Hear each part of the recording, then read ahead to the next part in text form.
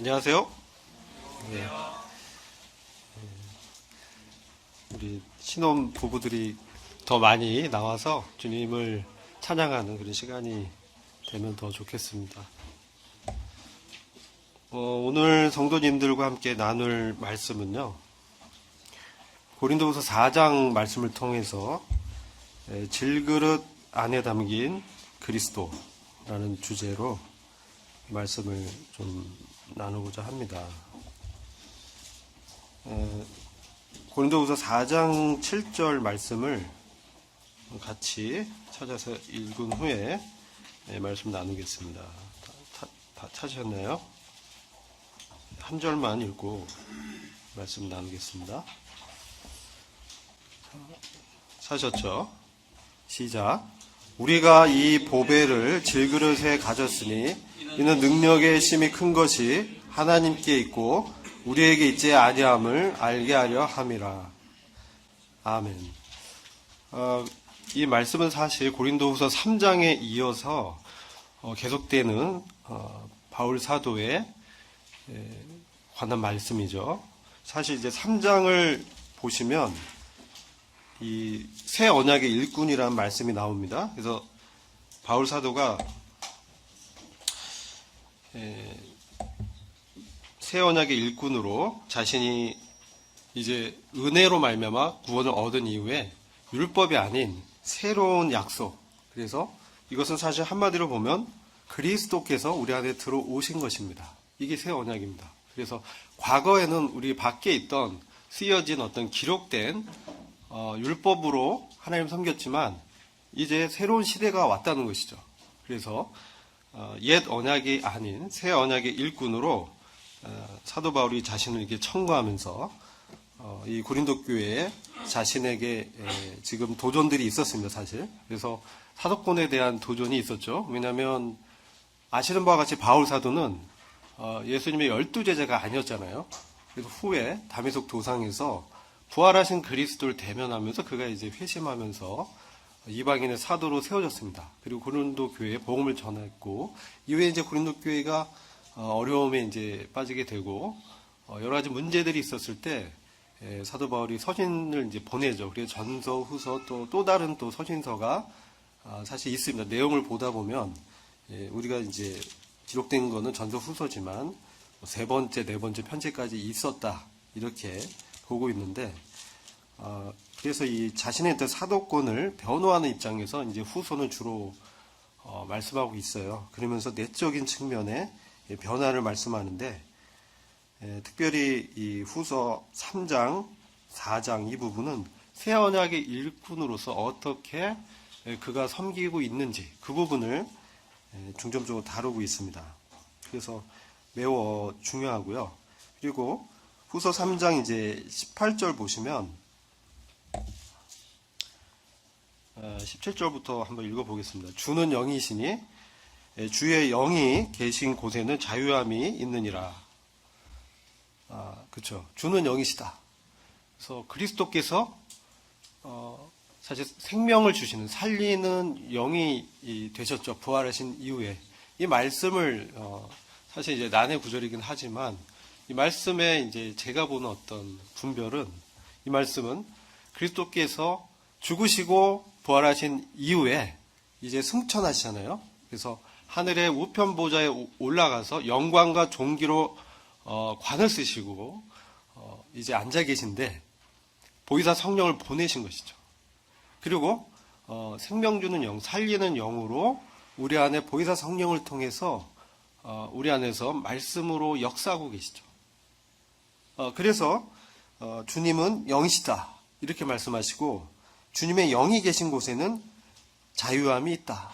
이전에 옛 언약 아래서 구속돼서 자신의 어떤 애씀과 노력으로 의로워지려고 했던 그런 모든 것들에 대해서 사실 이제 자유로워지면서 생명의 성령의 법으로 자유의 법으로 그리스도로 사는 다른 표현은 그리스도를 살다라고 하고 또 혹은 그리스도로 산다 이렇게 표현합니다. 그래서 주님과 함께 사는 놀라운 새로운 생명을 그가 받았음을 말씀하고 있습니다. 그러면서 18절 보면 우리가 다 수건을 벗은 얼굴로 거울을 보는 것 같이 주님의 영광을 보매 저와 같은 형상으로 화하여 변해서 영광으로 영광에 이르니 곧 주님의 영으로 말미암음이니라. 이 말씀은 이제 우리가 수건을 벗은 얼굴로, 사실 이제 옛 언약은 뭡니까? 마치 수건과 같이 그리스도를 이렇게 덮고 숨기고 감추어져 있다는 것이죠. 모세도 자신이 시내산에서 십계명을 받고 하나님을 대면했을 때 얼굴에 반사하는 하나님의 임재의 영광의 빛이 있었습니다. 그래서 백성들이 그것을 보고 두려워할까봐 이제 가리죠. 근데 사실 이것이 어떤 의미냐면 상징적으로 이스라엘 민족 백성들의 그 마음을 이제 가려버렸다는 것이죠. 그래서 이 본체에 되는 그리스도가 이제 가려졌는데 이제 그것을 이제 벗어버리고 이제 거울을 보는 것처럼 주님을 대면하는 놀라운 이 새로운 언약에 우리가 속하게 되었다. 그걸 통해서 주님께서 우리 안에 사시면서 영광에서 영광에 이르게 한다. 그래서 이것은 우리의 성화의 동력이 되는 말씀이죠. 그리고 어떻게 주님을 닮아갈 수 있느냐. 그것은 밖에 있는 어떤 외형적인 것을 나의 힘으로 쫓아서 그것을 이루어보려는 어떤 인간적인 노력으로 될 수 없기 때문에 그것을 이제 우리가 잘 알잖아요. 우리가 구원 이후에도 그런 육신의 성향 때문에, 기절 때문에, 죄성 때문에 고통 가운데 있고 신음하는, 그러면서 우리의 몸의 구속을 지금 바라보고 있잖아요. 그래서 그것을 우리 안에 계신 생명을 주는 영이신 그리스도께서 말씀을 통해서 성령과 함께 역사하셔서 우리를 변화시키셔서 주님의 성품, 주님의 어떤 인격, 주님의 생명을 나타내는 그러한 영광스러운 모습으로 변화시킨다는 거예요. 그래서 급기야는 부활하신 그리스도께서 다시 오실 때 우리 몸도 이제 그 이 옛 몸, 이것은 뭐냐, 썩어지고 낡아지고 약해집니다. 병들고 지치고, 그렇죠. 이런 몸을 벗고 새로운 부활의 영광스러운 몸, 썩지 않고 변한치 않고 주님과 같은 영광스러운 몸는 죄를 벗은 그러한 몸으로 우리의 구원이 완성되는 것이죠. 이게 영화의 구원이랍니다. 몸의 구속 있고 영화의 구원, 이것이 궁극적으로 우리 구원의 어떤 방향성이죠. 이것을 이제 우리 안에서 이루시겠다. 그러면서 4장으로 넘어온 거예요. 4장에 넘어오면서 이러므로 우리가 이 직분을 받아서 긍휼하심을 입은 대로 낙심하지 않는다. 이 직분을 받았다고, 우리가 갖고 있다고 말씀합니다. 이것은 뭡니까? 새 언약의 일꾼. 옛 언약으로 사는 것이 아니라 율법의 자기의 어떤 자가적인, 자기가 발전 동력이 돼서 자기 계획과 생각과 자기의 경험과 지식과 어떤 애씀으로 살던 그러한 일꾼이 아니라 새로운 성령의 법으로 생명을 나타내는 생명의 성령의 법이라고 합니다. 성령을 통해서 우리 안에 주님을 보여주시고 그것을 통해서 주님을 쫓고 주님의 일을 이룰 수 있는 그 동력이 우리한테 있지 않고 우리 안에 계신 보배 대신, 보물 대신 그리스도께 있다는 그것을 나타내고 사는 이런 새로운 직분을 받았다는 거예요. 그러면서 이것은 그의 어떤 애씀과 어떤 열정과 그런 것이 아니라 긍휼하심을 입었기 때문에 하나님의 긍휼하심으로 그가 이 직분, 새 언약의 일꾼의 일을 받게 됐다는 거예요. 마찬가지로 우리의 어떤 애씀, 우리의 어떤 자원, 우리의 어떤 재능, 우리의 어떤 능력이 아니라 우리 안에 오신 바로 그 그리스도의 권능과 생명으로 우리가 이 일을 할 수 있도록 된 것은 전적인 하나님의 긍휼과 은혜였다는 것입니다. 그래서 그 긍휼하심 입은 대로 이 긍휼하심 입었기 때문에 우리가 낭망치 않는다는 거예요. 낙심치 않는다는 거예요. 우리가 어떤 때 우리가 낙심합니까? 실망보다 더 깊은 것이에요. 낙심은. 우리가 어떤 일을 하는데 어떤 성과가 안 나고 우리가 어떤 예를 들어 복음을 전했는데 그 영혼이 구원받지 않고 실망스럽죠. 그렇지만 낚시는 뭐냐면 그것을 자기에게 원인을 두면서 그것이 이제 내 마음에 들어오는 거예요. 그러면서 다운시키고 침체로 이렇게 빠지는 이런 게 낙심인데 그것은 나를 계속 의지하는 것이죠. 구원의 역사는 우리에게 있지 않습니다. 구원은 하나님께 있습니다. 그래서 하나님의 긍휼과 은혜 때문에 우리가 이런 직분을 행하죠. 그래서 낙심할 필요가 없다. 이렇게 우리를 고면하고 있는 것입니다. 그리고 지금 4절 보시면 이 세상 신이라는 표현이 나옵니다. 이 세상 신이 믿지 않은 자들의 마음을 혼탁하게 해서 혼미케 해서 그리스도의 영광의 복음의 광채가 비치지 못하게 했다. 그렇죠. 그리스도는 하나님의 형상이다. 그리스도는 하나님을 우리에게 보여주는 것입니다. 이걸 형상이라고 합니다. 인간도 하나님 형상이죠. 그죠? 우리가 하나님의 형상대로 창조했습니다. 그죠? 근데 여러분 이제 제가 이제 잠깐 예를 들면 장갑 있죠. 장갑은 손의 형상이겠죠? 그렇습니다. 이 장갑 자체는 생명력이 없어요. 손가락을 이렇게 끼워서, 물론 벙어리 장갑도 있지만, 다섯 손가락 있는 장갑 보면, 장갑을 봤을 때, 이거 자체는 생명과 능력이 없어요. 힘이 없어요. 근데 장갑에 손가락이 끼워졌을 때, 이게 움직이고, 활동을 하죠. 생명력이 있고, 힘이 있죠. 하나님의 형상으로 지었습니다. 인간을 그렇게 지었습니다. 근데, 인간이 사실 하나님을 닮고, 하나님을 나타내고, 하나님의 능력과 힘으로, 살도록 창조한 거예요. 근데 사탄 마귀가 와서 그 안에 교만과 어떤 거짓을, 죄를, 그 원죄를 심어주죠. 너가 하나님과 같이 되려면 이 선악과를 먹어봐라. 하나님 너한테 사실 뭡니까? 너한테 숨기는 게 뭔가 있어. 이걸 따먹으면 너가 하나님과 같이 되는데 그거 하나님 원치 않는 거야. 그러니까 내 말을 들어. 그러니까 그 거짓말에 속죠. 그래서 하와가 먼저 따먹고 아담한테 넘겨주게 되면서 죄가 들어오게 되죠. 그러면서 인간은 그 이후로부터 어떻습니까? 죄가 이제 태어날 때부터 죄의 어떤 유전자를 갖고 태어납니다. 그러면서 인생이 어떻습니까? 생로병사. 그리고 태어나고, 나이가 들면서 병들고, 아무리 애쓰고 하지만 결국은 이제 죽는 그런 운명을 짓고, 살게 되는 것이죠. 근데 제가 이 말씀을 왜 드리냐면은, 여기서 그리스도가 하나님의 형상인데, 그리스도의 영광의 복음의 광채를 비추고 있는데, 세상 신이 마귀가 그것을 이제 가리는 거예요. 그러면서 이 세상을 마귀의 어떤 세상의 가치관으로 장악하고 그런 가치와 문화와 사상과 철학을 통해서 인간을 혼미케 한다는 것이죠. 그래서 구원받지 못한 사람한테 그런 역사가 있는 거예요. 그런데 자, 이런 상황에서 왜 그리스도의 영광의 복음이 그들을 혼미케 했냐? 그리스도의 영광은 어디서 나타납니까? 십자가입니다. 십자가에서 그분이 우리를 안으시고 우리를 품으시고 우리와 함께 죽으신 것이죠. 그런데 죽으셨을 뿐만 아니라 하나님의 권능과 역사 능력으로 부활하십니다. 그러면서 우리를 다시 살리시는 것이죠. 이 목적이 뭐냐? 바로 하나님의 형상 되신 그리스도가 바로 우리한테 생명의 역사를 일으키는 그 영적인 말씀으로 우리 안에 들어오시기 위함인 거예요. 이게 구원입니다.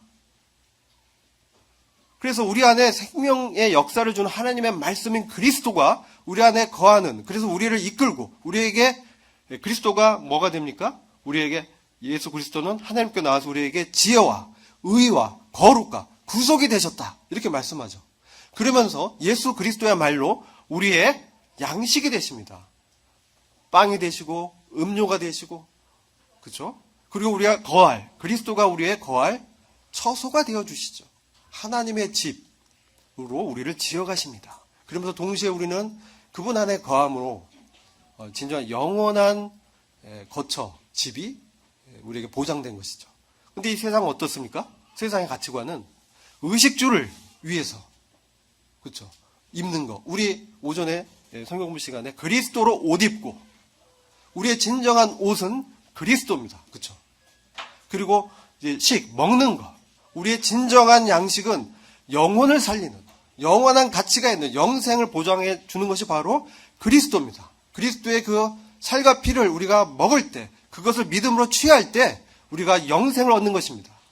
그래서 이 먹는 것이 정말 실제는 바로 그리스도가 우리의 참 양식이 되는 것입니다. 이 세상의 양식은 어떻습니까? 기간을 유지시켜주지만 결국은 죽습니다.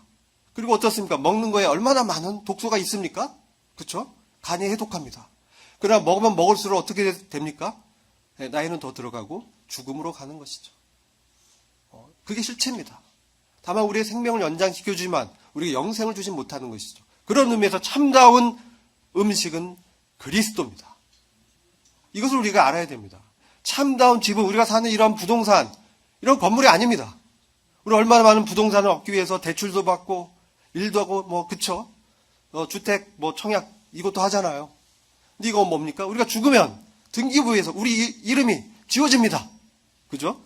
잠시 있는 그러한 집입니다.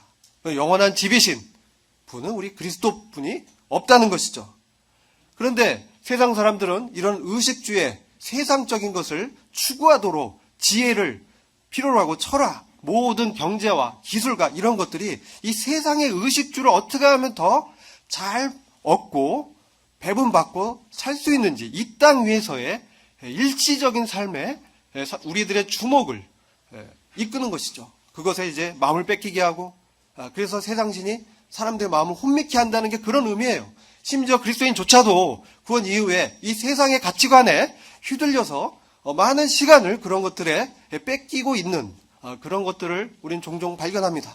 그러나 하나님께서는 분명히 말씀하죠. 그리스도의 영광의 복음, 그리스도의 영광의 복음 바로 십자가를 통해서 십자가를 지시고 죽으심으로 우리를 새롭게 하시고 우리 안에 사시기 위해서 우리 안에서 생명 주는 영적인 말씀으로 우리를 움직이고 우리 안에서 하나님의 형상을 빚어가시고 결국 하나님의 아들들의 영광에 들어가도록 하시기 위해서 구원의 목적을 이루시기 위해서 주님이 이 그리스도의 영광의 복음의 광채를 비추고 있다는 것입니다. 우리를 하나님의 아들의 형상으로 그리스도와 같은 공동상속자로 세우시는 것이죠. 그래서 우리가 우리를 전파하는 것이 아니라 오직 그리스도 예수의 주되신 것과 또 예수를 위하여 우리가 너희의 종된 것을 전파함이라 이렇게 말씀하죠. 5절에. 우리가 우리를 전파한다는 건 세상의 가치예요. 세상의 가치는 자신을 전파하는 거예요. 모든 것의 초점이 자기입니다. 자아입니다. 자기중심적입니다. 이기적입니다. 이것은 우리의 영혼을 구원할 수 없습니다. 그런데도 불구하고 이 사탄 세상신은 심지어 구원받은 사람들도 어떻게든 미혹해서 자기에 빠지도록 자기의 연약함, 자기의 죄를 막 여기에 이제 빠져서 침체케 해서 그리스도를 닮지 못하도록 방해하는 것이죠. 우리가 이 실체를 분명히 알아야 됩니다. 그래서 우리를 전파한다. 이건 아니라는 것이죠. 세상의 종교는 뭡니까? 기독교와 다른 모든 종교는 자아 중심적입니다. 해탈해야 된다. 모든 수고와 노력을 자기에게 집중해서 자기를 개선하려고 합니다. 그래서 1단계, 2단계, 3단계 막 올라갑니다. 그렇죠? 그래서 단계가 높은 경제에 오른 사람이 낮은 단계의 사람 막 그렇죠? 낮게 보고 자기를 이제 과시하고. 근데요, 이스라엘도 그러한 오류에 빠졌어요. 유대교가 그런 거예요. 어떤 이 모양, 어떤 규례, 율법이나 어떤 그것을 지켜서 얼마큼 더 잘 지키냐, 얼마큼 모세의경을 더 잘 외우냐, 이런 것을 통해서 자기를 과시하고 자기를 전파하는 거예요. 자기를 강화하는 거예요. 이것은 종교예요. 근데 이 전파의 목적은 뭡니까? 그리스도 예수가 주되셨다. 그리스도 예수께서 우리 안에 주로 오셨다. 예수를 주로 받았다. 그리스도를 주로 받았다. 그 골로새서는 그와 같이 말씀하죠. 주라는 것은 하나님이요 통치자요 우리의 주인이라는 거예요. 그래서 예수 그리스도가 우리 안에 오셔서 그냥 손님으로 오신 게 아니라 주로 오셨다는 거예요. 이것을 전파하니까 사람들이 믿지 않는 거예요. 그 십자가에 죽었는데 그 예수가 어떻게 살아나? 부활을 믿지 않죠. 우리는 믿음의 눈으로 부활을 믿습니다. 여러분, 우리가 천국의 존재를 어떻게 압니까? 가보셨어요? 물론 가본 사람이 있습니다. 그냥 보통 사람은 못 가보죠. 사도 요한도 셋째 하늘에 올라가서 천국의 모습을 봤죠. 하늘나라. 하늘나라라는 의미의 천국입니다. 원래 천국은 이 땅에 하나님이 세울 하나님의 왕국인데, 저는 지금 낙원을 얘기하는 거예요. 이 하늘나라에 가본 사람 없죠. 근데 우리는 어떻게 이것을 알죠? 어떻게 알아요? 말씀에 기록된 것을 믿음으로 아는 것이죠. 그래서 이게 중요한 거예요. 그래서 주님이 바로 우리의 주인이 되셨고, 예수가 또 예수를 위하여 우리가 너희의 종된 것을 전파한다. 이것도 세상의 가치관은 어떻게 종된 것을 전파할 수 있어요. 종은 노예를 얘기하는 겁니다. 이거 전파할 수가 없어요. 자랑거리가 아니에요. 부끄러운 것이죠. 그렇죠? 난 이 사람의 노예야. 노예가 뭡니까? 허드렛하고 주인이 시키는 대로 하고, 그죠? 그게 노예잖아요. 그리고 팔리기도 하고 소유권이 주인한테 있잖아요. 근데 지금 사도와 함께하는 일꾼들은, 새언약의 일꾼은 당당하게 나는 예수 그리스도를 주로 영접해서 그분이 원하시는 게 뭡니까? 영혼들을 섬기고 영혼들을 이렇게 돌보고 종처럼 섬기는 이런 것을 자랑스럽게 말한다는 것이죠. 전파한다는 것이죠. 그러니까 세상시는 이것을 사람들로 하여금 이것은 정말 가짜야. 자기가 진짜 가짜인데 진짜인 우리를 가짜라고 말하는 것이죠. 우리가 진짜입니다. 우리가 믿고 있는 바가 확실합니다. 왜요? 우리의 믿음을 통해서 우리 안에 거하시는 성령이 그것을 우리한테 감지하게 하시고 확신을 주시고 믿음을 주시고, 그리고 성령님 우리 안에서 운행하시기 때문에 우리가 그것을 느끼고 보고 맛볼 수 있고 체험하는 것이죠. 그리스도께서 우리 안에 사시는 것을 우리는 우리의 일상생활에서 경험합니다. 우리의 삶 속에서 역사하시고 개입하시고 훈계하시면서 우리가 넘어질 때, 범죄할 때 또 말씀을 통해서 지적하시고 교훈하시고 교정하시는 그분의 징계를 통해서 우리를 또 세우시는 그 주님을 우리가 알고 있잖아요. 그렇죠? 이런 것이 없으면 버리운 자인지 살펴보라고 했어요. 믿음을 통해서 성령님이 우리 안에 이렇게 역사하는 것을 모른다. 난 전혀 모른다. 박군 형제는 무슨 소리 하는 거야. 이렇게 생각이 드는 사람은 정말 믿음에 있는지, 성령님이 그 안에서 운행하시는지 그것을 의심해 보라고 성경은 말씀하고 있어요. 제 말이 아니에요. 버리운 자인지 혹시 구원받았다고 생각했는데 아니었다. 얼마든지 그럴 수 있어요. 우리가 구원은 뭡니까? 지식이 아니에요. 구원은 생명이에요. 구원은 성령이 우리 안에서 그리스도를 통해서 살도록 하는 게 구원이에요. 그냥 내가 십자가에서 못 박이신 그리스도를 알아. 근데 그와 상관없이 산다면 그 구원이 정말인지는 하나님과 본인이 해결해야 돼요.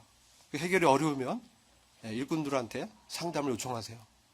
이거 심각한 거예요. 자, 그리고 7절 보면 오늘의 주제 말씀이죠. 우리가 이 보배를 6절이네. 어두운 데서 빛이 비치리라 하시던 그 하나님께서 예수 그리스도의 얼굴에 있는 하나님의 영광을 아는 빛을 우리 마음에 비추셨다. 예수 그리스도의 얼굴에 있는 하나님의 영광. 참 이 영광하면 우리는 흥분하죠. 그렇죠? 이 세상 사람들 어떤 영광스러운 그런 메달, 금메달 따고 싶고, 그렇죠? 축구에서도 막 자기가 이렇게 드러나고 막 하고 싶고, 어떤 스포츠 보면 그런 것들 보잖아요. 요즘 이제 가십거리로 여러 얘기들이 있는데, 축구협회와 선수들 간의 갈등 이런 거 보여지긴 하는데, 뭔가 영광스러운 거, 높여지는 거, 그렇죠? 사람들의 어떤 숭배를 받는 거, 경배받는 거, 그렇죠? 이런 것들이 어떤 영광이라고 말할 수 있을 거예요. 근데 그리스도의 얼굴에는 하나님의 영광은 그런 세상적 영광과 다른 것이죠.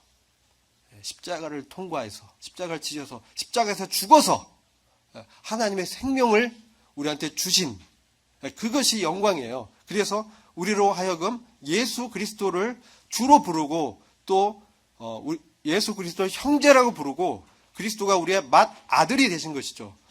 예전에 그리스도는 우리가 주님과 인격적인 어떤 관계가 없다면 그리스도는 하나님의 독생자에 불과해요. 그렇죠? 그러나 그리스도가 우리가 구원받고 믿을 때 우리 안에 생명 주는 영적인 말씀으로 우리 안에 거하신다면 이 그리스도는 뭡니까? 우리의 하나님의 독생자일 뿐만 아니라 맏아들이 되시는 거예요. 그 의미는 우리가 그리스도와 같은 공동상속자로 하나님의 아들의 영광에 참여케 되는 그러한 하나님의 영광을 아는 빛을 우리 마음속에서 비추고 있다는 거예요. 이게 놀라운 거예요. 그래서 그 영광 아는 빛을 우리 마음에서 비추고 있어요. 원래 우리는 어둠에 있던 사람이에요. 어두운 데서 흑암이 공허하고 하나님의 신은 수면 위에 운행하시더라. 창세기 1장 보면 성령이 창조전의 어떤 어둠과 혼돈과 그런 영역에 있던 그런 곳을 운행하는 모습이 있죠. 우리의 마음이 그랬어요. 우리의 마음이 어두웠어요. 요한복음 1장에 보면 그렇죠. 어둠 가운데 있던 우리에게 그리스도가 빛으로 오셨는데 어둠이 빛을 싫어하더라. 그렇죠. 인간의 본성죄는 자기가 왕이 되고 자기가 하나님이 되고 싶어하는 추구하는 게 있어요. 그게 영광이라고 생각해요. 참된 영광 그거 아니에요. 참된 영광은 그리스도가 내 안에서 왕이요 주권자로 우리를 그분과 같이 우리를 변화시켜서 하나님의 아들의 영광으로 들어가게 하시는 것이 그게 참 영광입니다. 이 영광의 빛을 우리한테 비추고 있다는 거예요. 그런데 이것이 7절 보면 이 보배를 질그릇에서 가졌다고 했어요. 이는 능력의 심이 큰 것이 하나님께 있고 우리에게 있지 아니함을 알게 하려 함이라. 이 보배는 뭡니까? 그리스도 얼굴에는 하나님의 영광하는 빛, 그리스도의 영광의 복음의 광채. 그것은 그의 본체가 뭡니까? 바로 그리스도죠. 주님부터 나오는 것이죠. 그게 우리에게 보배입니다. 근데 우리는 뭡니까? 질그릇이에요. 우리 다이아몬드가 아니에요. 주님 오셔도 우리는 질그릇이에요. 우리 이 연약한 육체를 입고 있어요. 그리고 여기에 또 육신의 죄성이 또 곁들어서 이렇게 습관적으로 남아 있어요. 그죠? 안 그래요? 성경은 우리가 질그릇 같다고 말씀합니다. 질그릇의 특징은 뭡니까? 정말 질그릇은 뭘로 만들었어요? 흙이에요. 다른 말로 톡입니다. 톡이라고 합니다. 선사시대 보면 뭐 빗살무늬 톡이 뭐 이런 거 있잖아요. 그래서 흙을 이렇게 소재로 해서 흙을 이렇게 취해가지고 그것을 채로 막 해가지고 돌들 이렇게 다, 그렇죠? 돌들을 이렇게 채질해가지고 흙과 돌을 이렇게 분리시켜서 이 흙을 또 물로 반죽을 해서 여기다 불에 달궈서 이 불의 온도에 따라서 이게 토기가 되냐 자기가 되냐 이 강도가 달라져요. 그래서 이 질그릇은 특징이 치면은 소리가 이제 탕탕 소리가 아주 그런 소리도 나요, 그죠? 근데 이것은 이 주인이 그 토기쟁이가 어떻게 빚으냐에 따라 모양이 달라지는 거야. 그죠? 그래서 어느 날 질그릇이 이 고민했대요. 왜 이렇게 나를 못생기게 지었을까? 주인을 원망도 하고, 주인님 왜 나를 이해 같은 곳에 그냥 이와같이 만들었어요. 좀 더 화려하고 뭐 금도 입히고 해가지고 저기 왕궁에 두시지. 이게 이렇게 이상하게 손잡이도 이상하게 생겼고, 이렇게 이제 한탄했대요. 근데 어느 날 그 주인이 그 토기를 들고 어떤 농가에 가서 어떤 농부에게 주면서 이렇게 말했대. 그 농부는 손이 막 불편한 농부였어요. 그러면서 이 주인이 말을 하게, 제가 이 토기를 당신께 주려고 만들었어요. 그래서 제가 참으로 심혈을 기울여가지고 특별히 이 모양을 이렇게 당신의 용도에 맞게끔 이렇게 제가 만들었어요. 최적의 토기로 만드는 겁니다. 저의 모든 노하우와 기술이 여기 집약되어 있어요. 그렇게 얘기하면서 농부에게 줬다는 거예요. 우리는 주님의 작품이에요. 우리가 주님의 이제 예배소 보면 우리는 주님의 만드신 바라. 그것은 우리가 주님의 작품이다. 걸작품이다. 이런 말씀이에요. 우리가 보기에 참 연약하고 못생겼고 뭔가 이상하게 뭐 잘 못하고 하는 것 같죠? 그렇지 않다는 거예요. 하나님께서 분명히 하나님의 용도에 맞게 그렇게 두신 거예요. 그 자리에. 그게 바로 질그릇이에요. 근데 그 질그릇이 자기의 어떤 위치를 벗어나서 날 왜 이렇게 지었어? 난 여기 있을 존재가 아니야. 좀 더 잘생기게 짓지. 이거 아니라는 거죠. 하나님이 어떤 용도에 맞게끔 가장 최적의 노하우로 지금 그곳에 있도록 하신 거예요. 그래서 중요한 거는 질그릇 자체보다 질그릇에 무엇을 담느냐가 더 중요해요. 그죠? 질그릇의 가치는, 이 그릇의 가치는 그릇에 담는 것이 무엇인가가 그 그릇의 가치를 결정하는 거예요.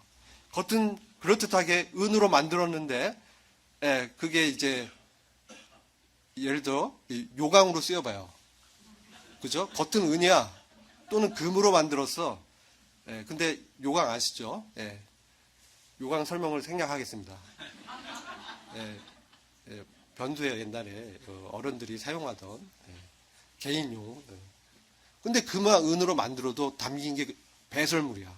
뭐 가치가 있어요. 그렇죠? 근데 질그릇인데 거기에 다이아몬드가 담겼어요. 그럼 이 질그릇이 그냥 질그릇이 아니죠. 놀라운 그릇이 되는 거예요. 그렇죠?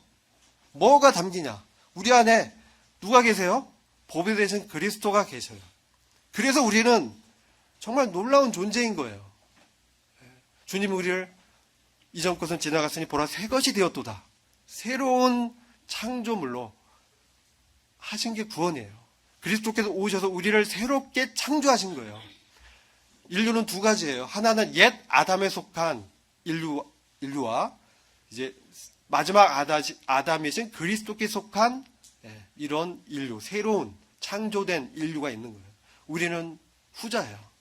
우리는 구원받아서 새롭게 창조된 놀라운 하나님의 걸작품으로 우리를 지으셨어요. 그래서 근데 문제는 우리가 때때로 이 능력의 힘이 큰 것이 나한테 있다고 착각하는 데 있는 거예요. 그래서 여전히 옛날의 그 옛 언약의 방식대로 나를 막 전파하고 나를 높이고 뭔가 나를 어떤 개선해서 하나님 앞에 하나님 일을 하려고 한다는 것은 그건 잘못된 것이죠. 능력의 힘이 큰 것이 하나님께 있고 우리에게 있지 아니함을 알게 하려 합니다. 이게 굉장히 중요한 말씀이죠. 그럼 사도 바울이 이 고백을 한 거예요. 우리가 자기는 정말 금그릇으로 알았는데, 그죠? 사도 바울이 금그릇 같은 사람이었잖아요. 그죠? 사도 바울은 그의 어떤 집안 배경이나 이런 거 봤을 때 귀족이에요, 귀족.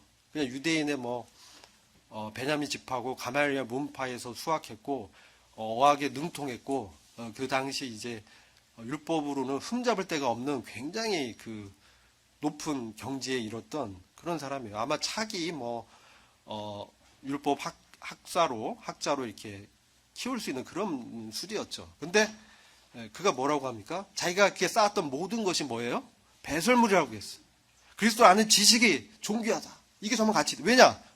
이것은 영원한 주님의 새 창조에 속한 우리를 그리스도와 함께 그 하나님의 영광의 나라에서 그리스도와 함께 다스릴 수 있는 놀라운 그러한 구원을 말씀하기 때문에 그런 것이죠. 그래서 우리 새롭게 창조를 하시고 이렇게 봤는데 사도 바울이 굉장히 받은 은사도 탁월했고 여러 가지 비전도 많이 봤어요. 비밀도 많이 알았어요. 그러니까 그가 3층전까지 올라가서 셋째 하늘에 말할 수 없는 기이한 것들을 봤다라고 하고 있잖아요. 이름 안 쓰지만 누가 알겠어요. 말을 하지 말라고 했는데. 그렇죠? 그 알고 있는 사람이 갔다 온 사람이잖아요. 사도 바울은 셋째 하늘에 갔다 온 사람이에요. 근데 사탄이 그에게 들어왔어요. 사탄의 사자가 그에게 들어왔어요. 육체에. 그렇죠? 사도 바울은 어떤 존재냐면 그가 막 다니면서 옷이 스쳐도 병이 나요. 병자가. 하나님 기적이 그를 통해 막 나타나는 사도였잖아요. 근데 그런 바울에게 사탄의 가시가 들어왔어요. 얼마나 이게 창피한 일이에요. 나는 하나님의 비밀을 그래도 다른 사도들보다 진짜 많이 신약교회의 원리를 다 받고 이방인의 사도로 부름을 받고 이런 놀라운 영적인 그런 사도인데 이런 그 사탄의 가시가 얼마나 그에게는 수치가 되고 부끄러움이 되고 그의 사역을 회방하는 그런 것으로 당연히 그렇게 생각했을 거예요. 누구나. 그렇죠? 그러니까 주님, 하나님, 이거 정말 저한테서 이 가시를 빼주세요. 이 사탄을 빼주세요. 3번이나 기도했어요. 근데 주님 뭐라고 그래요? 고린도후서 12장 보면 내 은혜가 너에게 족하도다. 너가 약한 데서 내가 그리스도의 강함이 나타나는 것이 다 이렇게 말씀하잖아요. 그러니까 사도 바울이 그때 비밀을 깨닫죠. 내가 아무리 높은 지식과 경륜을 알아도 난 질그릇이구나. 나는 질그릇에 불과하구나. 그것을 바울에게 교훈하기 위해서 사탄을 그에게 심은 거잖아요. 하나님이 그것을 그냥 두셨어요. 인간의 연약함을 알기 때문에. 우리도 마찬가지예요. 우리에게 이런 연약이 있어요. 육체의 가시가 있어요. 우리도 다 있어요. 은밀하게 넘어지고 그런 숨겨진 일들이 있어요. 그것을 벗어버리라고 이제 말씀하죠. 우리의 육신이 정말 약하고 개선될 수 없는 그런 질그시라는 것을 우리는 깊이 알아야 됩니다. 우리의 가치는 우리 안에 계신 보배로우신 그리스도께만 있습니다. 이것을 우리는 항상 잊으면 안 돼요. 그래야 우리가 하나님의 능력이 우리한테 나타나는 거예요. 이게 질그릇이 깨져서 여기 후에 계속 보면 8절 9절 보면 우리가 사방으로 우겨쌈을 당하여도 쌓이지 않으며 답답한 일을 당하여도 낙심치 아니하고, 여기 또 낙심치 않는다. 이 낙심치 않는다가 몇 번 반복이 돼요. 우리는 정말 낙심하기 쉽다는 것이죠. 그렇게 연약한 존재라는 거예요. 근데 우리가 사방으로 우겨쌈 당해요. 나밖에 믿는 사람이 없는 것 같아. 전부 다 적이야. 아닙니다. 하늘의 천군 천사가 함께합니다. 그렇기 때문에 우리는 쌓이지 않는 것이고, 답답한 일을 당해도 이것을 통해서 하나님께서 이루실 것이라는 거예요. 이 일이 내 일이라고 내가 거기에 주인이 돼서 내가 막 하려고 한다면 답답하고, 그죠? 낙심도 되는 거예요. 근데 그렇지 않다는 거예요. 그 일은 내가 내 안에 계신 그리스도를 주로 받았다면 그 일은 주님의 일이기 때문에 우리가 주님께 맡길 수 있다는 것이죠. 그게 성공하든 실패하든 그것은 주님께 있기 때문에 우리는 다만 주님을 의지하고 주님께 매달리고 주님을 붙들 수밖에 없는 그러한 질그시라는 것을 잊어서는 안 됩니다. 이것은 세상의 일이나 교회의 일이나 어떤 일이나 다 동일한 원리가 적용이 되는 것입니다. 그래서 핍박을 받아도 버림받지 않는다. 우리가 어떤 외적인 스트레스, 압박, 복음 전하는 어떤 거친 것들이 있고 복음적인 합당한 삶을 살려고 할 때 무시하고 억압하려는 그런 세력들이 있습니다. 사탄은 그렇게 하는 것이죠. 그럴 때 우리는 버림받지 않습니다. 우리에게는 영원한 부활의 영광이 약속되어 있습니다. 우리 이것을 붙들어야 됩니다. 우리가 여기서 죽어도 사는 것입니다. 이것이 우리의 생명입니다. 우리의 능력입니다. 우리가 붙들어야 됩니다. 이런 사실을. 거꾸로 들이면 당하여도 망하지 않습니다. 우리 거꾸로 들이면 당하면 망한 것 같지만 그렇지 않습니다. 진정 망하는 것은 이 세상이에요. 우리는 하나님의 그 나라에서 하나님의 아들들의 그 영광에 들어갈 그리스도와 같은 공동상속자로 우리를 새롭게 하셨습니다. 우리 안에 성령이 그것을 말씀하고 계시죠. 그래서 이것이 계속 나타나려면 우리가 항상 예수의 죽음을, 예수 죽인 것을 몸에 짊어져야 예수의 생명이 우리 몸에 나타난다라고 말씀한 거예요. 사도 바울이 경험한 거예요. 우리가 한 자가 항상 예수를 위하여 죽음에 넘기움은 예수의 생명이 또한 우리 죽을 육체에 나타나게 하려 함이니라. 그렇죠? 우리가 항상 always 항상 예수의 죽음을 내 몸에 적용하는 거예요. 우리가 십자가를 볼 때 나를 위하여 달린 예수뿐만 아니라 나와 함께 달린, 그 예수와 함께 달린 죽은 나를 봐야 돼요. 나도 그분과 함께 나의 옛사람, 나의 옛세상의 가치대로 살고자 했고, 내가 이 옛세상에서 뭔가 출세해 보려고 했고, 내가 이 옛세상에서 어떤 축복을 받아보고 행복해 보고자 했지만 어떻습니까? 축복은 이 땅에서예요. 잠시예요. 행복도 그래요. 진정한 복이 어디 있습니까? 영원한 하나님 나라에 있는 것입니다. 우리가 이 사실을 믿어야 돼요. 우리가 여기에 생명을 걸어야 돼요. 여기에 보물이 있는 거예요. 우리가 재물을 사용할 때도 그런 가치를 두고 사용해야 돼요. 그래서 항상 예수의 죽음을 몸에 짊어진다. 예수의 죽음은 십자가에 달리신 그 예수 그리스도뿐만 아니라 예수 그리스도의 그러한 수치, 예수 그리스도의 고난 다 포함한 거예요. 그것을 우리 것으로 여기는 거예요. 예수님이 우리와 함께 우리를 안으시고 우리가 되셔서 십자가에서 죽으셨어요. 예수가 우리가 되셨다는 거예요. 그래서 왜 되셨냐? 우리 안에 예수님이 오시기 위해서, 사시기 위해서, 왕으로, 주인으로 오시기 위해서 그렇게 하셨다는 거예요. 이것을 믿으셔야 돼요. 그럴 때만 예수의 생명이 우리 몸에 나타나는 거예요. 그래서 이런 사람은 자기를 전파하지 않죠. 그리스도의 주 되신 것을 전파하죠. 그리고 이런 마음이 그리스도가 우리 안에 역사할 때, 우리의 고난과 시련을 통해서 이 질그릇이 이제 힘들어지죠. 질그릇이 이제 깨지기도 하고, 그럴 때, 약해졌을 때, 주님이 더 강하게 역사합니다. 이것을 믿어야 됩니다. 우리가 약해지고 어려움 당할 때 세상의 방법으로, 세상의 지식과 어떤 경험을 통해서 그것을 헤쳐나가려고 하잖아요. 잘 되는 것 같습니다. 그러나 결국은 실패합니다. 이게 사탄의 계략입니다. 세상을 미혹해 하는 세상 신이 우리도 세상의 방법대로 하려고 만드는 것이죠.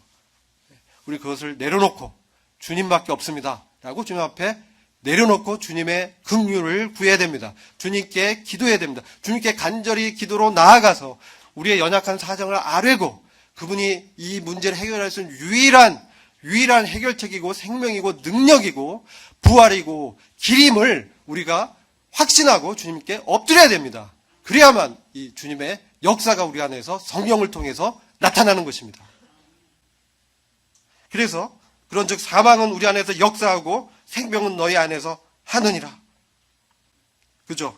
사망은 우리 안에서 역사합니다. 이것은 사도 바울이 고린도 교회를 위해서 자기가 받을 수 있는 자격이 있는 그런 어떤 보상도 받지 않고 자비랑을 섬기면서 엄청난 고난을 겪은 그것이 이제 사망이라고 표현하는 거예요. 그래서 우리는 때로 영혼들, 구도자들 또 우리의 지체들을 섬기기 위해서 우리의 자원이 소모되고 우리의 시간이 들여지고 우리의 몸이 들여지고 이런 것들에 대해서 주님이 분명히 생명으로 보상할 것입니다. 이것을 믿으시기 바랍니다. 기록한 바 내가 믿는 거로 말하였던 것 같이 우리가 같은 믿음의 마음을 가졌으니 우리도 믿는 거로 또한 말하노라. 우리가 같은 믿음의 영, 여기 믿음의 영 이렇게 표현되어 있어요. 이 마음이 스피릿으로 되어 있어요. 이것은 믿음의 태도, 믿음의 어떤 전망을 공유하는 거예요. 이것은 뭐냐? 아까 말씀드린 바로 우리 안의 보배가 그리스도라는 거. 그리고 이 세상은 지나가고 정말 그렇다고 이 세상에서 그냥 막 살라는 얘기가 절대 아닙니다.